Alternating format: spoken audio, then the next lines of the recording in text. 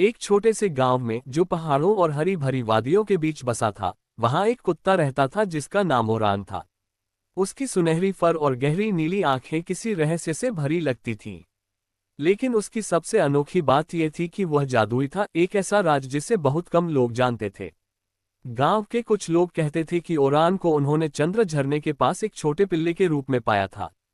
ये झरना देवी चंद्रिका का आशीर्वाद प्राप्त स्थान था और जो भी वहां जाता उसे कुछ न कुछ चमत्कारी शक्ति मिलती। जब ओरान गांव में आया तो अजीब अजीब घटनाएं होने लगीं। सूखे पेड़ों में नए पत्ते आ गए, खोई हुई चीजें अपने आप वापस मिलने लगीं और बच्चे जो पहले बीमार रहते थे अब हमेशा हंसते खेलते दिखते। एक दिन गांव में अचानक भारी आंधी आई।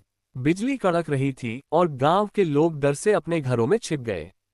गांव के बुजुर्गों ने कहा कि यह आंधी अंधकार दानव की वापसी का संकेत है, जो हर 100 साल में गांव को नष्ट करने आता था।